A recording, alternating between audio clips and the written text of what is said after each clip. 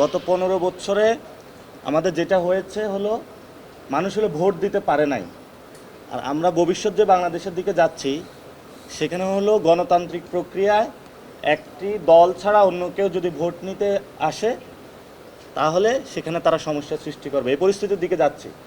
Election commission এই পরিস্থিতি সৃষ্টির পায়তারা করছে। অর্থাৎ আমরা গত 15 বছরে ভোট মানুষ দিতে পারে নাই, আর এখন যদি কেউ ভোট নিতে যায় গণতান্ত্রিক প্রক্রিয়ায়, সেই প্রক্রিয়া তারা বাধাগ্রস্ত করছে। 1 নম্বর। 2 নম্বর হলো আমরা যত দিন দিন এই ইলেকশন কমিশনকে দেখতে পাচ্ছি ততই বুঝতে পারছি যে এটা মেরুদণ্ডহীন একটা ইলেকশন কমিশন। 3 নম্বর জিনিস, একটা ইলেকশন কমিশন যে গণতান্ত্রিক প্রক্রিয়া বাংলাদেশকে নিয়ে যাওয়ার জন্য প্রতিষ্ঠান, কিন্তু আমরা এটাকে যতটুকু এখন পর্যবেক্ষণ করছি আরও ডে বাই ডে, সেটাতে আমরা দেখতে পাচ্ছি এটার অধিকাংশ অঙ্গ জুড়ে হলো সামরিক উর্দি পরা পোশাকে, এবং বাকি যতটুক তারা আছে সেটা আবারই দলীয় পোশাকে আবৃত।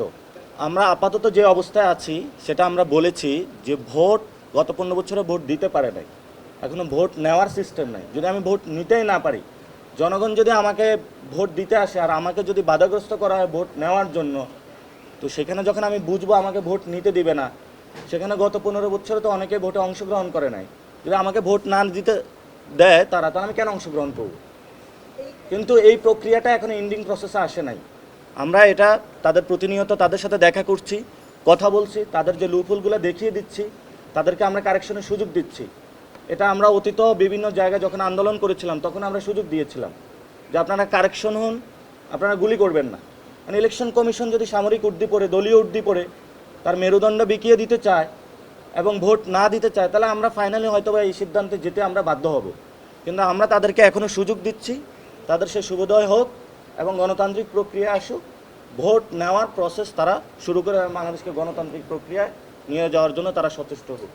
ইলেকশন কমিশন যে গঠন প্রক্রিয়া সেটা তো আপনারা জানেন কিভাবে গঠিত হয়েছিল, এবং আপনারা ইতিমধ্যেই ইলেকশন কমিশনের কিছু বক্তব্য আপনারা দেখেছেন এবং শুনেছেন, এবং ওনারা এই জায়গাতে বক্তব্য দিয়েছে যেটা হলো রাষ্ট্রের বিভিন্ন ইনস্টিটিউশন বা যে প্রধান উপদেষ্টা থেকে ওই বক্তব্য আসে নাই। ওনারা এমন কিছু বক্তব্য দিয়েছে, বিতর্কিত বক্তব্য। তারপরে আমরা প্রবাসী ভোটিং রাইটস নিয়ে কথা বলেছিলাম, সেটা এখন একটা প্রক্রিয়াগত জায়গায় এসেছে।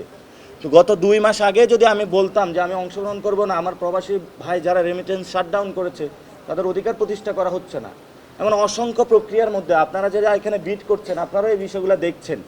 নির্বাচন কমিশনের কয়টা কর্মচারী যারা ভোট ডাকাতির সাথে জড়িত ছিল আমরা তাদেরকে পদত্যাগ চেয়েছিলাম, বলেছিলাম এটা কারেকশনের প্রয়োজন, এ পর্যন্ত হয়নি।